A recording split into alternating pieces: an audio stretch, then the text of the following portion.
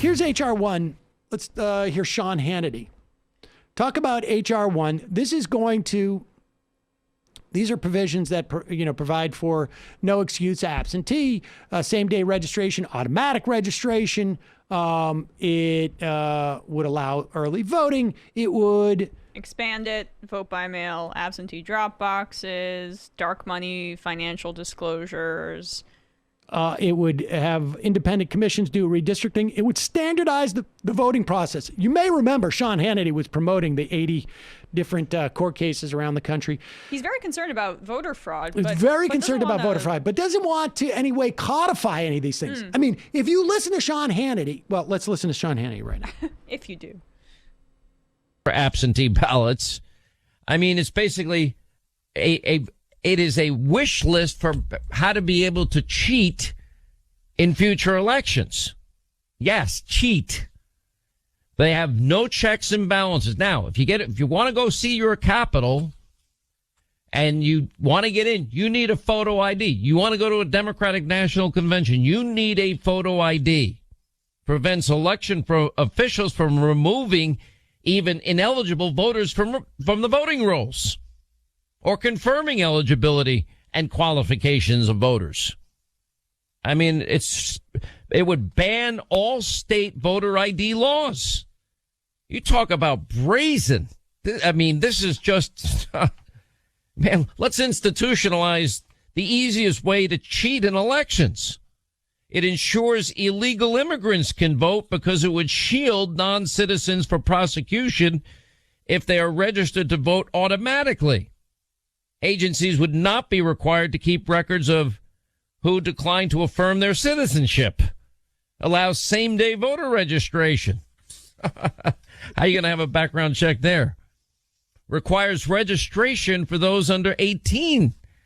And states to carry out a plan to increase, people. What are we going to have? 15-year-olds voting next? No. What's the legal drinking age? Prohibits the publication of misleading information about elections, a federal crime to communicate or cause to be communicated information that is knowingly false. Well, that could affect them because every 2 years they say that Republicans are racist, sexist, homophobic, xenophobic, Islamophobic, now transphobic, want dirty air, water, and want to kill grandma. That might apply to them. Felons vote. They're going to mandate early voting. What the problem with early voting is that the campaign's not over yet. There could be with a weekend before election Tuesday, maybe you discover a DUI or some other criminal record that had been hidden.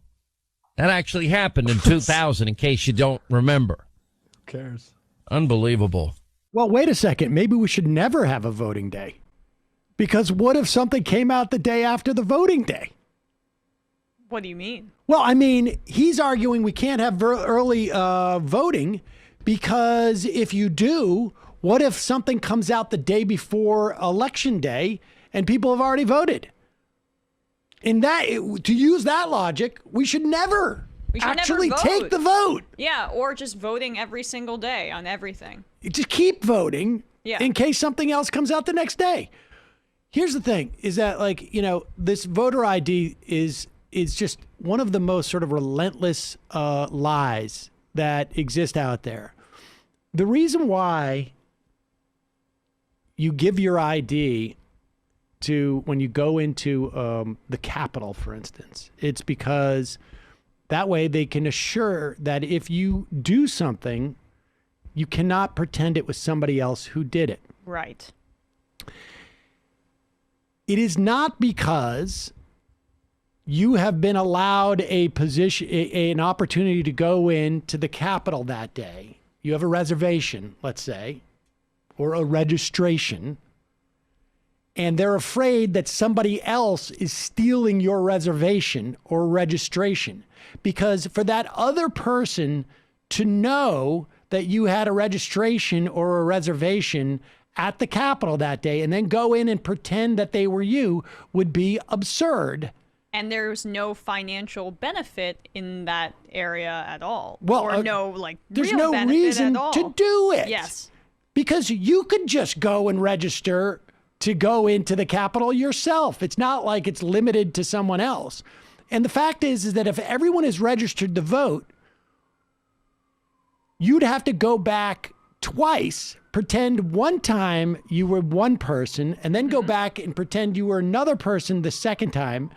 And I guess you could go from polling place to polling place so you wouldn't see the same people on that day. Well, you need a fake mustache for one, a monocle for the other, Groucho glasses for the next. And this multiple sounds wigs. absurd because it is absurd. And that is why there is no incidence of this happening in any meaningful way.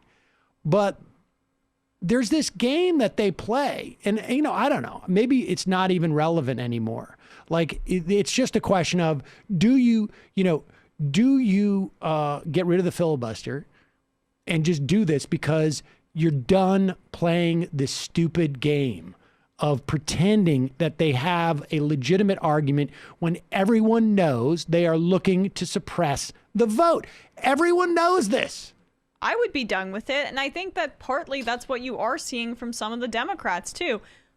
Okay, Donald Trump, with his voter fraud obsession and his claims that he actually won the election, again, I can't stress it enough. The media is still feeling the aftershocks of that, and they are not giving credence to these claims like they normally would have about voter ID. That's why it's got to happen quick. It's got to be quick. Got to be quick. Got to be quick, Martha. And that's why we're seeing immediately after the Senate agrees on this COVID relief package that, okay, you hear things about S1, HR1. This could be incredibly important because the Republicans have swung the pendulum so far to the right and have done it so thoroughly in state legislatures with voter ID laws and voter suppression that the only way this can be addressed, and the only way that, hey, Democrats, I'm appealing to your sense of wanting to win and your political careerism, the only way that you're going to be able to keep holding office is if this is standardized on the federal level, and this is a very good bill, and it can only be passed if the filibuster is at the very least tweaked. So I'm glad Manchin is feeling the pressure on this, and I'm glad that this is one of the priorities that we're seeing. Next up, $15 minimum wage.